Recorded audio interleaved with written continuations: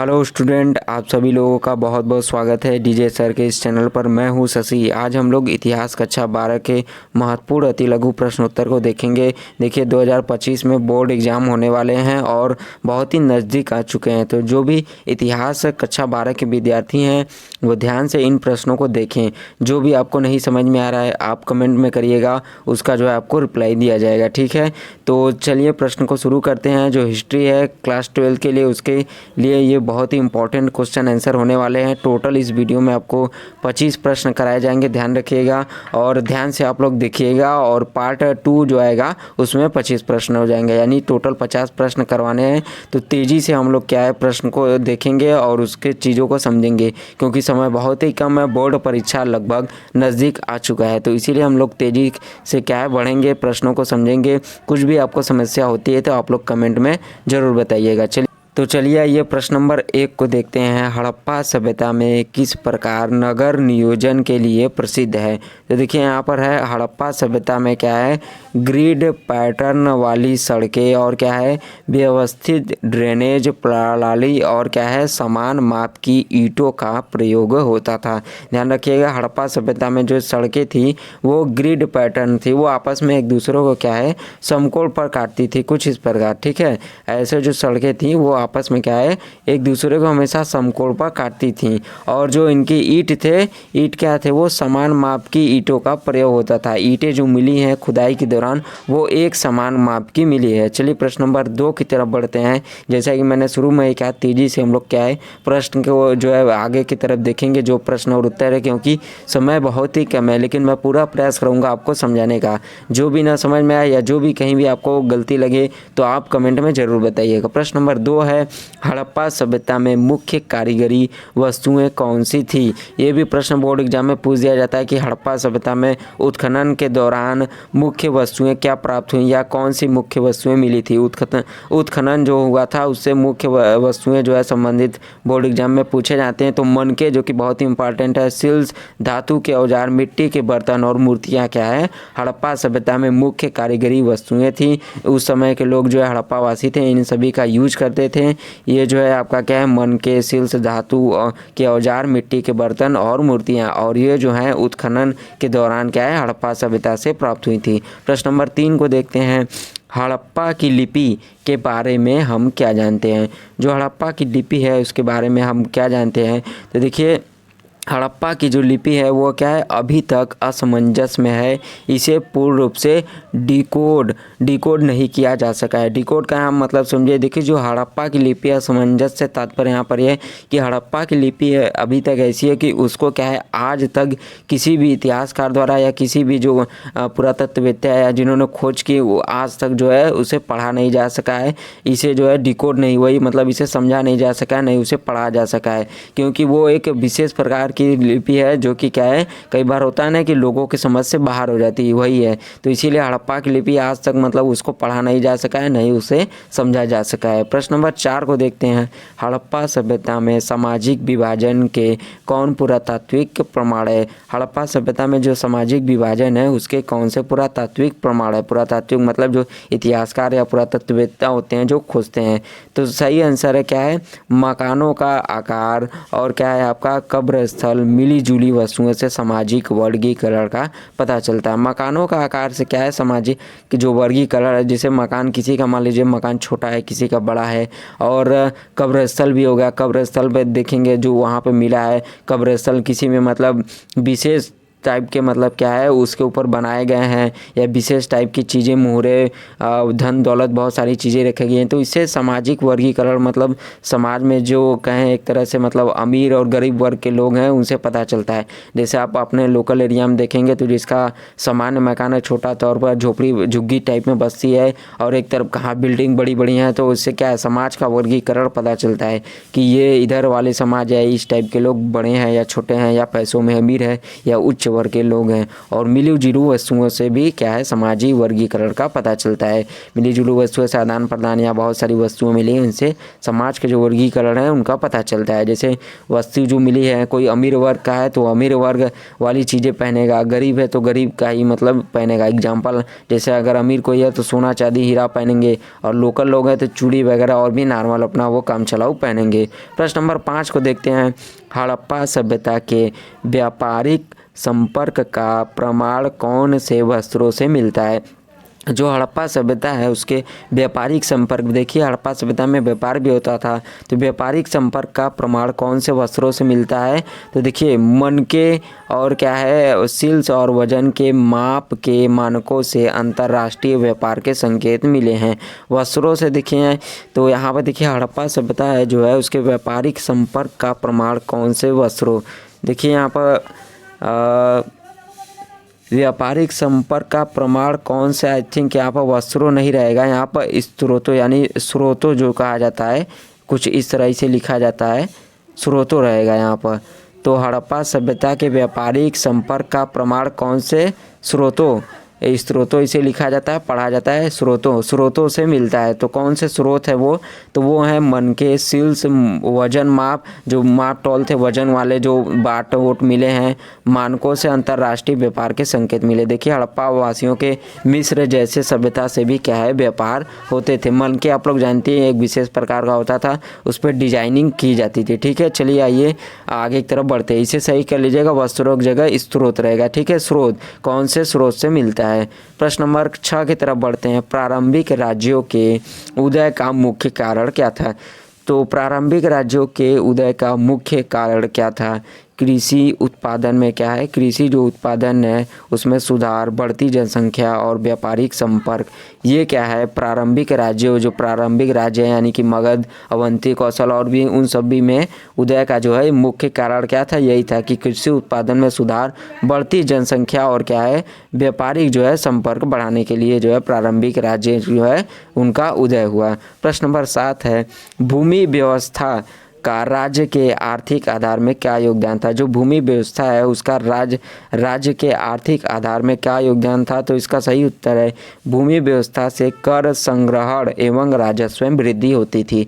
देखिए भूमि व्यवस्था से कर संग्रहण, इसका समझ रहे होंगे कि प्राचीन ज़माने में जो किसान वर्ग थे उनसे, और जो ज़मींदार थे यानी जो उच्च वर्ग, वो ज़मींदार किसानों से कर वसूली करते थे, और भी बहुत सारी चीज़ें थीं, तो उसी से कहीं ना कहीं ये संबंधित है। तो वही प्रश्न यहाँ पर था कि भूमि व्यवस्था का राज्य के आर्थिक यानी जो राज्य है राजा चला रहा है उसमें आर्थिक आधार में क्या योगदान था? तो बहुत ही महत्वपूर्ण योगदान था, क्योंकि भूमि व्यवस्था से कर संग्रहण होता था यानी टैक्स एक तरह से कहीं ना कहीं अंग्रेजी में तो होता था, जिससे क्या होती थी कि राजस्व जो खजाना है राजघराने का जो मेन खजाना है उसमें क्या होती थी, वृद्धि होती थी। प्रश्न नंबर 8 है, राजकीय नीतियाँ शिलालेखों के माध्यम से कैसे ज्ञात होती हैं? जो राजकीय नीतियाँ हैं शिलालेखों के माध्यम से कैसे ज्ञात होती हैं?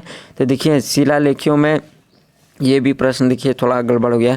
राजकीय नीतियाँ जो है शिलालेखों के माध्यम से क्या ज्ञात होती है, या इस टाइप में कुछ रहेगा। तो राजकीय नीतियाँ हैं वो शिलालेखों के माध्यम से क्या ज्ञात होती है?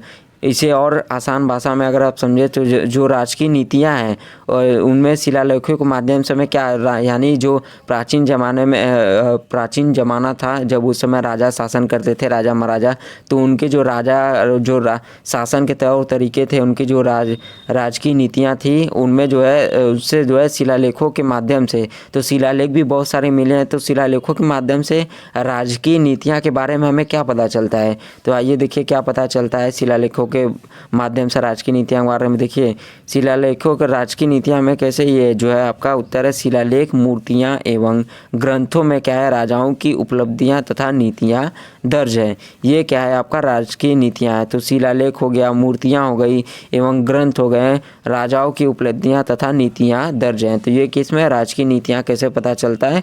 कुछ इस तरह ये प्रश्न इस तरह भी पूछ देता है कि प्राचीन ज़माने में हमें राजाओं के महाराजाओं के शासन या उनकी नीतियों के बारे में कैसे जो है उनके बारे में पता चलता है। तो कैसे पता चलता है, यही शिलालेख। इसका सबसे बढ़िया एग्जाम्पल अशोक के शिलालेख हैं, जो कि साक्ष्य मिले हैं अच्छे खासे। मूर्तियाँ हो गई, मूर्तियाँ में मतलब राजा के कोई विशेष चिन्ह या कोई विशेष निशान या विशेष कोई कला शिल्प कौशल रहेगा, उससे पता चल जाएगा। ग्रंथ आप लोग समझ ही रहेंगे, कोई भी विशेष धार्मिक ग्रंथ या पुस्तक हो गई और उसमें क्या है, राजा की उपलब्धियाँ और नीतियाँ दर्ज रहेगी, तो इससे क्या पता चल जाएगा, उस समय की राज की नीतियाँ। ठीक है, प्रश्न नंबर 9 की तरफ बढ़ते हैं। नगर नियोजन से राज्य में क्या लाभ हुआ? तो नगर नियोजन से क्या लाभ हुआ? सुव्यवस्थित नगर नियोजन से व्यापार, प्रशासन एवं सामाजिक व्यवस्था को मजबूती प्रदान की। ये प्रश्न अगर आपको ज़्यादा न समझ में आए तो इसे हड़प्पा सभ्यता से सीधे जोड़ सकते हैं, समझने के लिए सिर्फ कि नगर नियोजन हड़प्पा सभ्यता क्या था, एक नियोजित शहर था। तो नियोजित शहर से क्या होता था, जब देखेंगे हड़प्पा में क्या है, व्यापार के प्रमाण मिले हैं, प्रशासन एवं सामाजिक व्यवस्था भी कहीं न कहीं अच्छी खासी है, लेकिन प्रशासन मतलब उसमें राजा ओजा के बारे में बहुत ही ज़्यादा वर्णन नहीं मिलता है, साक्ष्य अभी तक नहीं मिले हैं, विद्वानों में मतभेद है, लेकिन हम समझने के लिए हड़प्पा सभ्यता से इसे जोड़ सकते हैं कि नगर नियोजन होगा तो क्या होगा। हड़प्पा में क्या था कि सुव्यवस्थित नगर नियोजन से ही अच्छे खासे वहाँ पर व्यापार थे। तो यही है कि नगर नियोजन से राज्य में क्या लाभ हुआ, यानी कि जो आपका चैप्टर से प्रश्न है दूसरे तीसरे कहीं न कहीं स्थित नगर नियोजन से व्यापार, प्रशासन एवं सामाजिक व्यवस्था को मजबूती प्रदान की। प्रश्न नंबर 10 है, देखिए इसको समझ लीजिएगा कि मतलब जब जाहिर सी बात है, जब नगर नियोजन प्लानीकृत रहेगा एकदम, तो उससे क्या होगा कि व्यापार अच्छा होगा, प्रशासन और जो शासन व्यवस्था रहेगी अच्छी रहेगी, सामाजिक व्यवस्था भी मजबूत रहेगी। प्रश्न नंबर 10 है, कारीगरी का प्रारंभिक अर्थव्यवस्था में क्या योगदान था? जो कारीगरी है उसका प्रारंभिक अर्थव्यवस्था में क्या योगदान था? तो यही जो है क्या है, आपका जो शिल्प वस्तुएं, जैसे कि क्या है हो गया, मनके और औजार राज्य की आर्थिक समृद्धि में सहायक थी। शिल्प हो गया, जो शिल्प वस्तुएं जो निर्माण होते थे, जैसे मनके हो गया, मनके जो कि डिजाइनिंग में लोग बनाते थे, औजार भी लोग बनाते थे, हथियार भी, तो उससे आर्थिक समृद्धि में सहायक थी। ये क्या है, प्रारंभिक अर्थव्यवस्था में योगदान देती थी राज्य के लिए। ठीक है, जो प्रारंभिक राज्य थे। चलिए आइए प्रश्न नंबर 11 को देखते हैं। गोत्र शब्द का क्या अर्थ है? गोत्र यानी यहाँ समझ रहे होंगे, गोत्र या गोत्र भी कहते हैं। वर्तमान में भी ये चलता है, शादी विवाह हो गए तो वहाँ पर शादी के समय या उससे पहले भी, या बहुत जगह ऐसे सामान्य लोग भी आपसे पूछ देते हैं कि आपका गोत्र क्या है। तो आपने कहीं ना कहीं ये शब्द सुना होगा, गोत्र या गोत्र, गोत्र भी कहते हैं। तो गोत्र देखिए क्या है, तो गोत्र एक क्या है, पारिवारिक वंश समूह है जिसमें क्या है, समान पूर्वज के लोग शामिल होते हैं। समान मतलब वही जो आपके से जुड़े हों, जो आपके दादा परदादा हो गए वो। तो गोत्र क्या है, गोत्र या गोत्र एक पारिवारिक वंश समूह है, जो वंश चलता रहता है, उसी वंश के लोग क्या है, समूह है जिसमें क्या है, समान पूर्वज के लोग शामिल होते हैं। यानी कि आप ही के पूर्वज होते हैं। समान लोगों का तात्पर्य कि मतलब आप ही के होते हैं, कोई बाहरी नहीं होते हैं। तो सुने भी होंगे, अब बहुत लोग पूछते हैं कि अपना गोत्र बताइए। शादी विवाह में अक्सर ये होता है और वैसे भी पूछा जाता है। तो पहले ये सब बहुत ही ज़्यादा चलते थे, हालांकि अब बहुत ही कम सुनने को मिलता है। तो गोत्र इस तरह ये हो गए कि गोत्र का या गोत्र शब्द का क्या अर्थ है। प्रश्न नंबर 12 को देखते हैं। प्रारंभिक समाज में विवाह नियमों का क्या महत्व था? जो प्रारंभिक समाज है उसमें विवाह नियमों का क्या महत्व था? तो देखिए उत्तर इसका, विवाह नियमों में क्या है, आनुवंशिक विविधता क्या है, बनी रहती थी एवं क्या है, सामाजिक शुद्धता सुनिश्चित होती थी। आनुवंशिक विविधता देखिए अभी ऊपर बात हुआ है गोत्र या गोत्र वाला, तो उसमें ये था कि मतलब जो पूर्वज हैं वही तो उसी में बने रहते थे, तभी क्या है गोत्र मतलब एक चलता रहता था। तो इसीलिए विवाह भी जो नियम थे वो भी कुछ इसी तरह थे कि विवाह नियमों से क्या है, आनुवंशिक जो थी विविधता बनी रहती थी एवं क्या है, सामाजिक शुद्धता सुनिश्चित होती थी। यानी यही था कि मतलब एक वर्ण से एक ही वर्ण में शादी होता था। ठाकुर है तो ठाकुर में, ब्राह्मण है तो ब्राह्मण में, क्षत्रिय है तो क्षत्रिय में, वैश्य है तो वैश्य में, क्षुद्र है तो क्षुद्र में। आगे प्रश्न नंबर 13 को देखते हैं। जाति व्यवस्था में मुख्य वर्ग कौन से थे? मोस्ट इम्पॉर्टेंट ये प्रश्न बन जाता है, ये जरूर पूछा जाता है। या तो ये पूछ देता कि प्रारंभिक समाज में या प्राचीन समय में चार वर्ण व्यवस्था कौन से थे, या चार न दे के ये पूछेगा कि वर्ण व्यवस्था कितने प्रकार के हैं, मतलब कितने प्रकार के थे, या इस तरह प्रश्न जरूर पूछता है कि। तो यहाँ पर देखिए ये जो प्रश्न है, जाति व्यवस्था में मुख्य वर्ग कौन से थे, तो उत्तर है ब्राह्मण, क्षत्रिय, वैश्य, शूद्र। ये सभी के जवान पे जो है याद रहता है। आई होप कि आप लोग को भी याद होगा ये। तो चलिए प्रश्न नंबर आगे की तरफ बढ़ते हैं। ध्यान रखिएगा, ये जो प्रश्न नंबर 13 मैंने बताया मोस्ट इंपॉर्टेंट है, घुमा फिरा के पूछ देता है। ये भी पूछ देता है कि चार वर्ण कौन कौन से थे, उनके नाम बताइए, उनके बारे में थोड़ा थोड़ा बताइए। ब्राह्मण, क्षत्रिय, वैश्य, शूद्र। अति लघु में नहीं पूछता है, लघु या दीर्घ में कई बार पूछ देता है, लघु में ज़्यादातर में। प्रश्न नंबर 14 है सामाजिक वर्गीकरण के प्रमुख प्रमाण कौन से हैं।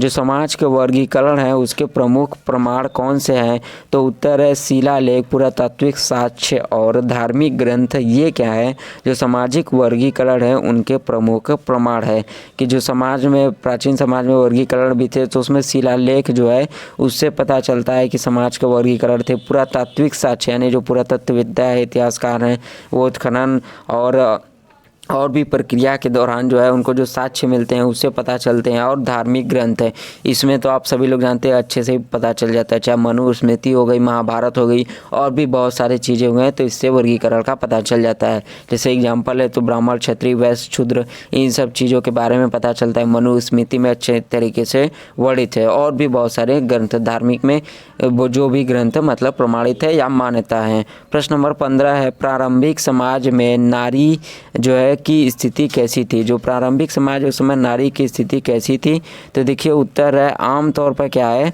आमतौर पर नारी को घरेलू कार्यों तक सीमित रखा जाता था, जिससे आर्थिक एवं सामाजिक अधिकारों में असमानता रहती थी। देखिए आमतौर में जो है प्राचीन समय में जो नारी है उनको घरेलू कार्यों तक सीमित रखा जाता था, जिससे आर्थिक एवं सामाजिक अधिकारों में असमानता रहती थी।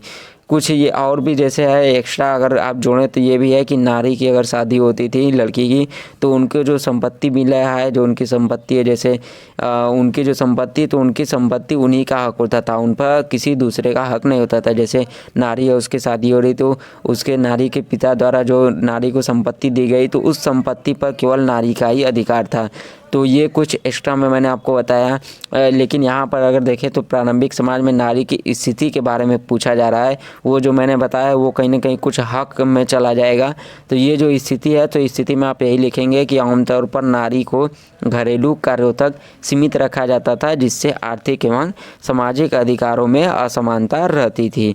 प्रश्न नंबर आगे की तरफ बढ़ते हैं। आई होप कि आपको समझ में आ रहा होगा, और समझ में आ रहा है तो इसे लाइक करके शेयर जरूर करिएगा, और पहली बार आए हैं तो चैनल को सब्सक्राइब कर लीजिएगा। 25 प्रश्न टोटल इसमें करवाने वाला हूँ। जल्दी से जो भी ना समझ में आया होगा कमेंट कर दीजिएगा। जल्दी से इसलिए करवा रहा हूँ क्योंकि समय बहुत ही कम है और बोर्ड परीक्षा आपके सर पर है। प्रश्न नंबर 16 है उपनिषदों का मुख्य संदेश क्या था। उपनिषद जो थे उनका मुख्य संदेश क्या था, तो उपनिषद में क्या थे आपका आत्मा, ब्रह्मा और क्या है, ब्रह्मा और मोक्ष के सिद्धांत पर बल दिया गया था कि उपनिषद जो थे उसमें आत्मा, ब्रह्मा और मोक्ष के सिद्धांत पर बल दिया गया था। ये किसमें, उपनिषद जो है उनके मुख्य संदेश थे। ठीक है। प्रश्न नंबर 17 देखते हैं बौद्ध धर्म के 4 आर्य सत्य क्या है। मोस्ट इंपॉर्टेंट ये भी हो जाता है, बौद्ध धर्म से संबंधित ये जो 4 आर्य है ना, ये पूछे जाते हैं। तो देखिए बौद्ध धर्म के 4 आर्य ये हैं कि दुख का कारण, दुख का निवारण और दुख से मुक्ति का मार्ग। तो ये है क्या है, बौद्ध धर्म के 4 आर्य सत्य हैं। ध्यान से इस प्रश्न को देखिएगा, मोस्ट इंपॉर्टेंट है, इसलिए बोल रहा हूँ क्योंकि इसी से थोड़ा बहुत मिलता जुलता आप लोग को पता ही होगा। बौद्ध और जैन धर्म क्या है, जो बौद्ध और जैन धर्म है ये कहीं ना कहीं एक दूसरे से मिले जुले हुए, एक दूसरे के समान है। तो इसी में अगर जैन धर्म का भी पूछ देता है तो लोग कंफ्यूज हो जाते हैं, उल्टा पुल्टा लिख के चले जाते हैं। तो इसीलिए इसको ध्यान से देखने के लिए बोल रहा हूँ और समझने के लिए भी बोल रहा हूँ। और ये प्रश्न पूछे जाते हैं, बौद्ध और जैन धर्म से सवाल बोर्ड एग्जाम में 100% पूछे जाते हैं कोई ना कोई। तो बौद्ध धर्म में 4 आर्य सत्य ये हैं, दुख का कारण, दुख का निवारण और दुख से मुक्ति का मार्ग। ये क्या है, बौद्ध धर्म के 4 आर्य सत्य हैं। ठीक है। प्रश्न नंबर 18 है हम लोग का, जैन धर्म के मुख्य सिद्धांत कौन से हैं? तो जैन धर्म है उसके मुख्य सिद्धांत कौन से हैं? अहिंसा, सत्य, अपरिग्रह, ब्रह्मचर्य और सम्यक दृष्टिकोण, यानी कि वही सम्यक ज्ञान, सम्यक कुछ ऐसा है ना करके। तो ये जैन धर्म के मुख्य सिद्धांत है। ये भी मोस्ट इम्पॉर्टेंट प्रश्न बन जाता है, इसीलिए कि मैंने ऊपर ही बोल दिया आपको कि जो है जैन और बौद्ध धर्म जो है कहीं ना कहीं एक दूसरे से रिलेट करते हैं, बहुत सारे इनके नियम कानून मिलते जुलते हैं। और बौद्ध और जैन धर्म के बोर्ड एग्जाम में 100% कोई ना कोई प्रश्न जरूर पूछ देता है, दीर्घ में, अति लघु में, बहुविकल्पी में जरूर पूछता है। तो जैन धर्म के मुख्य सिद्धांत कौन से? वापस प्रश्न में आते हैं तो यही अहिंसा, सत्य, अपरिग्रह, ब्रह्मचर्य और सम्यक दृष्टिकोण है। याद रखिएगा, मोस्ट इंपॉर्टेंट है, पूछता है। प्रश्न नंबर 19 है, प्राचीन मंदिर वास्तुकला की मुख्य विशेषता क्या है? तो प्राचीन जो मंदिर है वास्तुकला की मुख्य विशेषता क्या है? नक्काशी, ज्यामितीय संतुलन, उन्नत संरचना और धार्मिक प्रतीकों का समावेश है। नक्काशी है, ज्यामितीय संतुलन है, उन्नत संरचना अच्छी खासी बनाई गई है, धार्मिक प्रतीकों देखेंगे जो भी कोई मंदिर है उसमें धार्मिक प्रतीक जरूर कुछ ना कुछ बनाए गए। समावेश मतलब समाहित किए गए हैं, डिजाइन किए गए हैं, या कोई संदेश दिया गया है, कोई राजा के भी मतलब कुछ ना कुछ उसमें विशेष प्रकार की चिन्ह, स्मृतियाँ, बहुत सारी चीज़ें हैं। तो ये क्या है? मंदिर के जो वास्तुकला है, प्राचीन मंदिर, उनकी मुख्य विशेषताएं हैं ये सब। प्रश्न नंबर 20 पे आते हैं, शिल्प कला का सांस्कृतिक विकास में क्या योगदान था? शिल्प कला का सांस्कृतिक विकास में क्या योगदान था?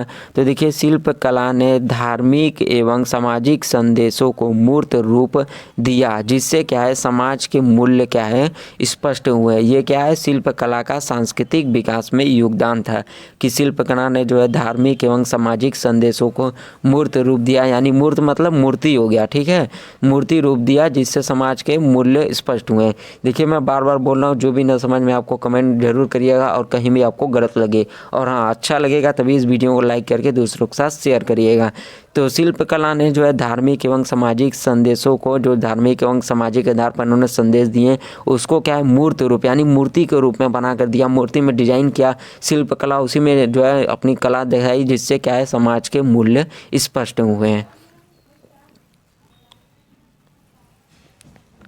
चलिए आइए, 5 प्रश्न और बचे हैं, जल्दी से इन्हें कंप्लीट कर लेते हैं। 5 प्रश्न कंप्लीट हो जाते हैं तो आप भी इसे लाइक करके शेयर जरूर कर दीजिएगा, पसंद आता है तो। प्रश्न नंबर 21 को देखते हैं, विदेशी यात्रियों ने भारत के सामाजिक ढांचे का वर्णन कैसे किया?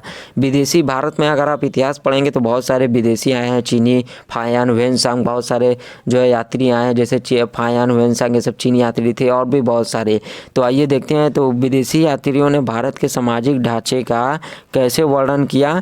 तो वर्णन कैसे किया या कैसे वर्णन किया? तो इन्होंने क्या, सामाजिक विविधता, जो समाज में विविधता थी, धार्मिक सहिष्णुता और समृद्ध परंपराओं का विस्तृत वर्णन दिया।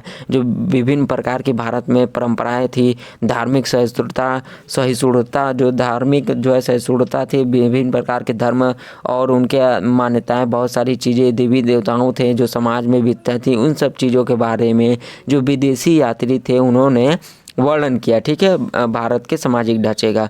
चलिए आइए प्रश्न नंबर 22 को देखते हैं, अल बिरूनी। अल बिरूनी है, बहुत लोग इसे अल बरूनी कह देते हैं। तो देखिए, अल बिरूनी से जो है ये यात्री हैं, इनका नाम अल बिरूनी है, ठीक है, आप चेक कर लीजिएगा। अल बहुत लोग पूछेंगे तो डायरेक्ट अल बरूनी कहते हैं, लेकिन अल बिरूनी है, ध्यान रखिएगा इनका नाम।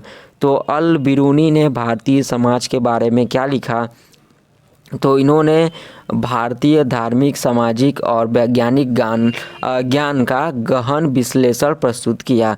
तो इन्होंने जो है भारत में जो धार्मिक थे, धर्म के जो धार्मिक मतलब अवधारणा या प्रचलन, बहुत सारे जो धर्म से संबंधित चीज़ें थी उनके बारे में, समाज के बारे में और वैज्ञानिक ज्ञान क्या क्या है, इन्होंने गहन विश्लेषण प्रस्तुत किया, जैसे खगोल विज्ञान हो गया और भी बहुत सारी चीज़ें, ठीक है।